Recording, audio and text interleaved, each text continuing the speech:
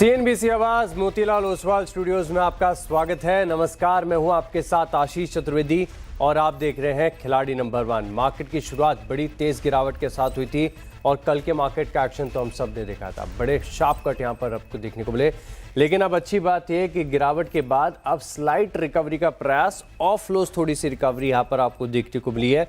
Index level पर अभी भी आप 140 अंकों का कट यहां पर देख पा रहे हैं, लेकिन थोड़ी सी रिकवरी। बैंक निफ्टी का सेटअप देखते हैं कि बैंक निफ्टी आपसे क्या कह रहा है। तो अब आप देखिए कि दिन के नीचे स्तर से काफ़ी अच्छी रिकवरी, ऑलमोस्ट डे हाई के करीब कारोबार करते हुए नजर आया। सिर्फ 30-40 अंकों की गिरावट बची रह गई है। मिड कैप के इंडेक्स में भी आपको एक रिबाउंड नजर आएगा, लेकिन अभी भी आधे प्रतिशत की गिरावट, 290 अंक नीचे। और स्मॉल कैप ने अपनी पूरी गिरावट को लगभग अगर आप देखें तो रिकवर कर लिया है और ये भी इंडेक्स डे हाई के करीब कर रहा है कारोबार। लेकिन समझते हैं कि इंडेक्स में तो क्या हलचल है और साथ में ब्रॉडर मार्केट्स आपसे क्या कह रही है।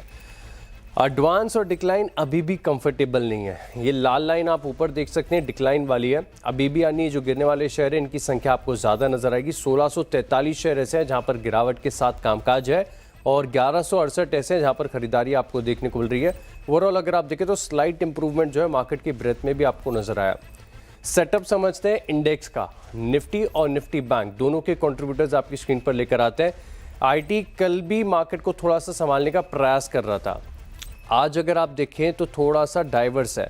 एसबीआई सबसे बेहतर दे रहा है रिटर्न्स, टाइटन है, आईटीसी है, ग्रासिम है, लेकिन ड्रैग करने में रिलायंस, इन्फी, आईसीआईसीआई बैंक और एशियन पेंट्स। खबरों के बीच एशियन पेंट्स में गिरावट यहाँ पर आपको नजर आएगी। 140 अंक फिलहाल नीचे है निफ्टी। अब बैंक निफ्टी के सेटअप को देखें तो जहां पर कंपैरेटिवली रिजिलियंस है तो इसमें आईसीआईसीआई, एचडीएफसी, कोटक और एक्सिस यानी प्राइवेट बैंक्स है और चारों के चारों दिग्गज है, चारों लाल निशान में। लेकिन अब आप देखिए कि तीनों सरकारी bank, SBI, bank of Baroda, PNB, ये बढ़िया कंट्रीब्यूट कर रहे हैं और हाइस पे खड़ा हुआ फेडरल बैंक, ये भी 11 अंकों का पॉजिटिव कंट्रीब्यूशन दे रहा है। लेकिन बड़ी बात है कि अब निफ्टी बैंक आपको 70 अंक नीचे नजर आएगा। लगातार कल की गहरी गिरावट के बाद मार्केट थोड़ा सा प्रयास कर रहा है अपने आप को संभलने के लिए और निचले स्तरों से हल्की सी बाइंग यहाँ पर आपको देखने को मिल रही है।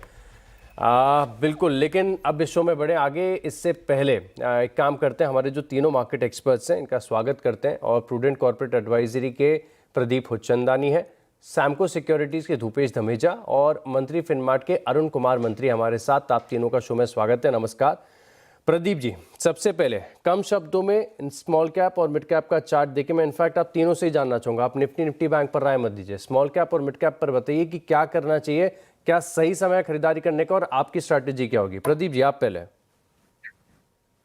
Good morning everyone. सो कल ही मैं निफ्टी स्मॉल कैप इंडेक्स का चार्ट देख रहा था तो Nifty year to date calendar 25 में 10% ऊपर है, जबकि स्मॉल कैप इंडेक्स 10% डाउन है। तो करीबन 20% का इसने अंडर परफॉर्मेंस दिखाया है। मिड कैप इंडेक्स थोड़ा सा बेटर परफॉर्म कर रहा है। Mid cap index year to date करीबन 4-5% ऊपर है, तो यहाँ पे थोड़ा सा करीबन 5% का अंडर परफॉर्मेंस है कंपेयर टू निफ्टी। तो स्मॉल कैप इंडेक्स में काफी सारा हमने अंडर परफॉर्मेंस देखा। तो टेक्निकली तो स्मॉल कैप इंडेक्स के 200 डीएमए के भी नीचे चल रहा है। तो ओवरऑल इस इंडेक्स पे हमारा नेगेटिव व्यू है। जब तक ये अपने 200 डीएमए के जो सपोर्ट लेवल है उसको रिकंक्वायर नहीं कर लेता तक हम इस पे थोड़ा सा नेगेटिव बायस ही रखेंगे। मिड कैप इंडेक्स हालांकि हमारे हिसाब से अभी भी ओवरऑल एक तो अच्छे अप ट्रेंड में है और इस डायरेक्शन में मिड कैप इंडेक्स पॉजिटिव बनता है। सपोर्ट लेवल्स को ध्यान में रख के यहाँ पे बॉटम 50 क्लियर करती है। अगर इस सेक्टर की बात करें तो हमारे हिसाब से auto, metal, oil and gas, ये कुछ सेक्टर है जहाँ पे ओवरऑल सेटअप अभी भी पॉजिटिव है। बैंकिंग, फाइनेंशियल सर्विसेज इसमें मैं शामिल करना चाहूंगा। तो ये इंडाइसेस है जहाँ पे हमारा रिलेटिवली स्ट्रॉन्गर व्यू है। राइट, धूपेश जी क्या राय बन रही है सर। सर अगर हम देखें मिड कैप इंडेक्स में, यस, जैसे प्रदीप सर ने कहा कि हम लोग को थोड़ी बहुत डाउन साइड में अभी भी अपॉर्चुनिटी विटनेस होते हुए दिख रही है। आज भी अच्छा खासा रिकवर हम लोग को विटनेस होते हुए दिखा है डाउन साइड से। तो करंटली अगर हम देखें, साथ ही साथ अगर मेजर सपोर्ट लेवल्स के अराउंड ही ट्रेड होता हुआ दिख रहा है। 59,000 एक अच्छा खासा सपोर्ट अभी भी मेंटेन करते हुए दिख रहा है मिड कैप इंडेक्स। अगर 59,000 के नीचे जाता है तो वापस से एक कॉशियसनेस हम लोग को देखने मिलेगी मिड कैप इंडेक्स में। बट हालांकि जैसे हम लोग ने स्टीप फॉल देखे हैं स्टॉक्स में, तो एक पुल बैक रैली यहाँ से एक्सपेक्टेड हम लोग को दिखने आ रही है मिड कैप स्टॉक्स में। All right, Arun Kumar Mantri, small cap और मिड कैप क्या नजरिया बन रहा है sir. Ashish ji, good morning and good morning सभी। आशीष जी, हमने एज ए डिस्क्लेमर कल और आज दोनों में निफ्टी स्मॉल कैप इंडाइसिस में जो ईटीएफ होते हैं उनमें खरीदारी की सलाह दी है। गैप फिलिंग देखने को मिली है, जो कि मई में जो गैप बना था वो फिल हुआ। इनफैक्ट निफ्टी में भी अगर आप देखें तो नवंबर में जो एक गैप बना था, अगर आप डेली चार्ट देखते हैं तो 25,720 के आसपास वो भी आज फिल होता हुआ नजर आ रहा है। तो कहीं ना कहीं आशीष जी मुझे लग रहा है एक ओवरसोल्ड जोन में है। आरएसआई 20-21 के आसपास है निफ्टी स्मॉल कैप का भी। तो यहाँ पे मुझे लग रहा है एक ट्रांच आपका जरूर जाना चाहिए अगर आप इन्वेस्टमेंट फ्रेश करना चाहते हैं। ऑलरेडी जिनका पुराना है वो तो काफी पोजीशंस अटकी है, तो अगर कोई फ्रेश इन्वेस्टमेंट करना चाहते हैं तो मुझे लग रहा है एक one of the best point है मार्केट में एंटर करने की। ऑलराइट, चलिए परफेक्ट। एक काम करते हैं कि अब देखते हैं कि कल तक की परफॉर्मेंस क्या कहती है। तो सबसे पहले परफॉर्मेंस आपकी स्क्रीन पर लेकर आता हूं। कल 3:30 बजे तक जो आइडियाज़ आपके साथ शेयर किए थे, इसमें प्रदीप जी के पोर्टफोलियो में ऑलमोस्ट 1% की बढ़त है। भूपेश धमेजा के पोर्टफोलियो में 3% का पेन और अरुण कुमार मंत्री का पोर्टफोलियो 1.5% नीचे। लेकिन अब यहाँ पर देखेंगे कि एक्चुअली थोड़ी देर बाद क्या नए परफॉर्मेंस यहाँ पर अपडेट होते हुए नजर आए। प्रदीप जी का पोर्टफोलियो लेकर आते हैं आपकी स्क्रीन पर। देखेंगे कि किसकी वजह से रेजिलियंस यहाँ पर देखने को मिला और 1% की बढ़त है, वो भी ऐसे मार्केट में। तो आइडियाज जो इनके पोर्टफोलियो में है, एसएल हिट हो गया, टोरेंट फार्मा में, जेबी केमिकल यहाँ से कर लिया एग्जिट, मैक्स फाइनेंशियल्स है, लेटेंट व्यू है। तो स्कोप सर आपके पास बचता है 2 विकल्पों का। सबसे पहला स्टॉक कौन सा और क्यों? फाइनेंशियल सर्विसेज स्पेस में से एबी कैपिटल को जोड़ना चाहेंगे। 361 के करंट रेट पे ये चल रहा है। यहाँ पे स्टॉक ने आज के सेशन में fresh record all time high बनाया है। स्ट्रॉन्ग सेटअप है। ये जो नया हाई आज बना है वो करीबन 6-7 सेकंड के कंसोलिडेशन के बाद हमको एक फ्रेश ब्रेकआउट देखने को मिल रहा है आर्ली चार्ट्स पे। तो 361 का जैसे मैंने बताया रेट यहाँ पे एंटर करेंगे। स्टॉप लॉस रहेगा 353 का और 380 के इसमें टारगेट रहे। ऑलराइट, 380 तक के यानी तकरीबन 20 रुपये तक की अपसाइड है। एबी कैपिटल और फाइनेंशियल्स थोड़ा सा बेहतर रिकवरी दिखा रहे। बैंक्स की तो हम बात ही कर रहे थे। भूपेश धमेजा का पोर्टफोलियो दिखाते हैं आपको कि इनके स्टॉक्स कौन से हैं और किसके चलते प्रदर्शन आई है। सुजलॉन यहाँ पर हो गया है exit, PB Fintech, SL hit और एचडीएफसी लाइफ। विकल्प है 2 शेयरों का। सर कौन सा होगा पहला? सेम जैसे हमारा कल का राय था पीबी फिन के लिए, वो सुबह के मार्केट के सेल ऑफ की वजह से एक डाउनसाइड मोमेंटम दिखाई दे, बट करंटली वापस से ब्रेकआउट लेवल के ऊपर सस्टेन हो रहा है और साथ ही साथ हायर लेवल्स पे ट्रेड हो रहा है। तो हम वापस से पीबी फिन पे ही ट्रेड रिकमेंड करेंगे। करंट लेवल से बाय करने की सलाह रहेगी। साथ ही साथ जो स्टॉप लॉस रहेगा 1870 का स्टॉप लॉस के साथ अपसाइड में 2050 के लिए हम लोग देखेंगे टारगेट्स। 1870 स्टॉप लॉस, 2050 का टारगेट। पीबी फिनटेक मार्केट के वॉलेटिलिटी के साथ एसएल हो गया ट्रिगर और इसी के बाद रिकवरी में फिर से प्रयास कर रहे हैं कि अब शायद ये अपमूव सस्टेन कर पाए। तो स्टॉप लॉस के साथ पीबी फिनटेक स्टॉक को चुना है। अरुण कुमार मंत्री का पोर्टफोलियो देखते हैं क्या है इनके पोर्टफोलियो में। और फिलहाल के लिए देखें तो जो आइडियाज़ हैं इसमें टाटा इन्वेस्टमेंट है, एग्जिट कर लिया।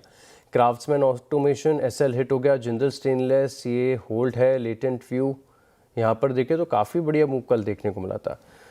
आपके पास भी सर विकल्प है 2 शेयरों का, कौन सा चुनेंगे? आशीष जी मुझे लग रहा है आज रिकवरी का दिन हो सकता है, सेकंड हाफ हो सकता है या कल भी, तो बाई साइड ही रहेंगे। तो HEG में खरीदारी की सलाह है। अपने 20 डे मूविंग एवरेज के जस्ट ऊपर सपोर्ट स्टॉक ने लिया है, तो 530 के आसपास चल रहा है। इसको बाई करने की सलाह है। 514 का स्टॉप लॉस रहेगा और 589 का टारगेट। 589 के टारगेट्स के लिए खरीदारी कर सकते हैं। HEG में क्या बात है, 2% ऑलरेडी ऊपर चल रहा है और 514 रुपये का आप लगाइए स्टॉप लॉस, यानी तकरीबन 15-16 रुपये नीचे। और खरीदारी यहाँ पर HEG में आप करके चल सकते हैं। अब क्योंकि 2 ट्रेडिंग आइडियाज़ आप तीनों मार्केट एक्सपर्ट्स को बता रहे हैं, तो अरुण जी आप दूसरा आइडिया भी बता दीजिए। आशीष जी थोड़ा वेट करना चाहूंगा, एक 12:30-1 बजे के आसपास अगर मार्केट थोड़ा वापस रिट्रेस करता है तो सेकंड कॉल इनिशिएट करें। परफेक्ट है। भूपेश जी क्या नजरिया बन रहा है सर? नहीं, मैं भी थोड़ा वेट करना चाहूंगा क्योंकि मार्केट को अगर रिकवरी यहाँ से मिलती है तो सेकंड स्टॉक ऐड करने का चांस मिलेगा तभी। Pradeep ji wait and watch की स्टॉक ऐड करेंगे? बिल्कुल, मैं भी वेट एंड वॉच का अप्रोच रखूंगा। कुछ एक स्टॉक ध्यान में है तो कंफर्मेशन का वेट करेंगे बाय कॉल इनिशिएट करने से।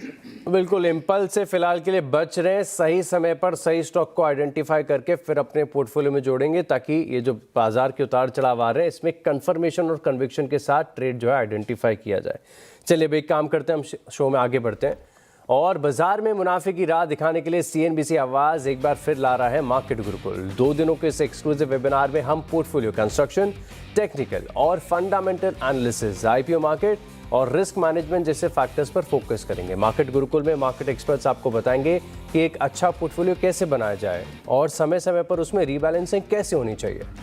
मार्केट गुरुकुल में हिस्सा लेने के लिए स्क्रीन पर दिखाए गए क्यूआर कोड को स्कैन करें और बाजार में कामयाब होने की दिशा में एक अहम कदम आगे बढ़ाएं।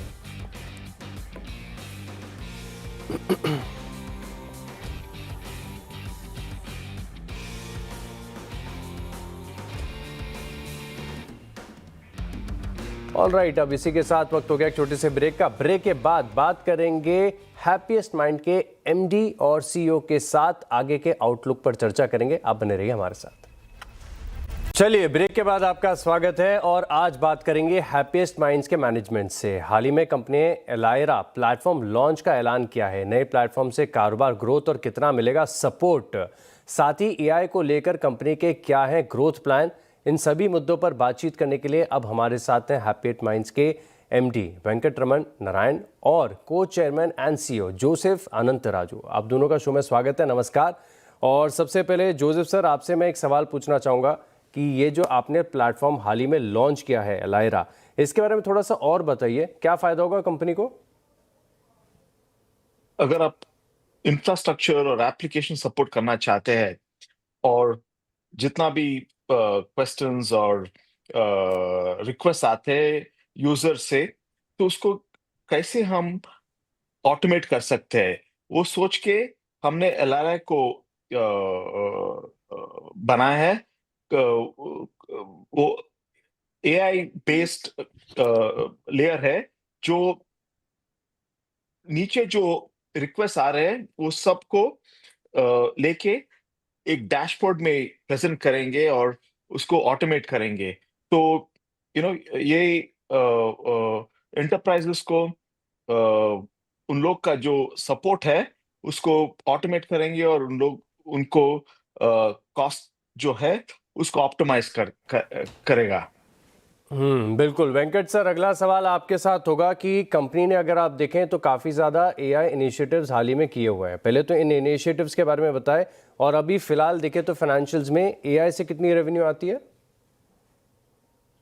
तो अगर आप हमारा हाफ ईयरली रिजल्ट देखेंगे तो 2.7% का कंट्रीब्यूशन रह चुका है एआई से, एआई बिजनेस यूनिट से, और उससे भी बेहतर परफॉर्मेंस था बॉटम लाइन के। आप देखेंगे तो in fact this was the half year when we have broken even. Quarter 1 में भी हमने ब्रेक इवन किया था, बट क्वार्टर 2 में we have also again broken even, keeping the trend of improvement margins from that segment. So this is a segment where we had talked about making investments पिछले तकरीबन 1 साल के पास हम इसमें investment ही कर रहे थे, and we were thinking that it will take another 6 months to break even, but it has actually done so ahead of time, and it's contributing about 2.7%. So हमारे प्रेस रिलीज देखेंगे तो we had also said that we have now gone live with about 22 use cases on the AI front, and the revenue potential from these 22 use cases we see over the next couple of years. Exactly. बिल्कुल। Joseph sir, पूछना चाहेंगे क्योंकि AI के initiatives इतने ज़्यादा हैं, तो फिलहाल की इनकी प्राइसिंग कैसी है? क्या बेटर रियलाइजेशन होते हैं यहाँ पर? तो अगर आप देखेंगे, हमने ये एनालिसिस किया क्योंकि हम इंटरनली हम जानना चाहते थे कि जो इन्वेस्टमेंट्स हम कर रहे हैं एआई और जेन एआई में, दोनों थोड़ा अलग है, उसका मुनाफा हो रहा है या नहीं।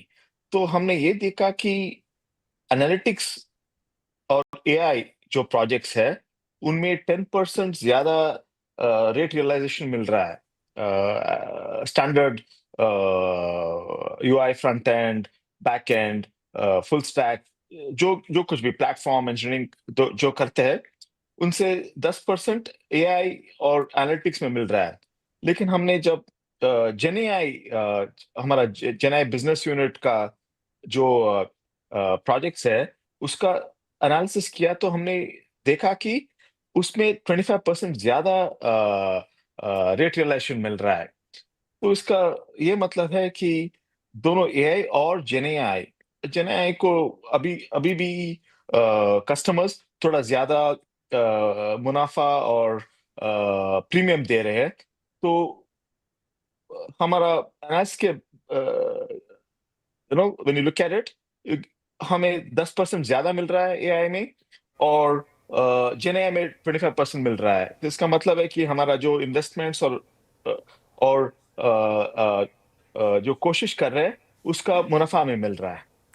ऑल राइट, तो रीसेंट जो प्रोजेक्ट्स किए हैं कंपनी ने, इसका बड़ा फायदा यहाँ पर देखने को मिल रहा है। आप दोनों का बहुत बहुत धन्यवाद हमारे साथ जुड़ने के लिए और विस्तार से ग्रोथ और आउटलुक पर हमारे साथ चर्चा करने के लिए। चलिए इसी के साथ रुकते हैं छोटे से ब्रेक के लिए। ब्रेक के बाद देखेंगे तीनों खिलाड़ियों का रिपोर्ट कार्ड। आप बने रहिए हमारे साथ।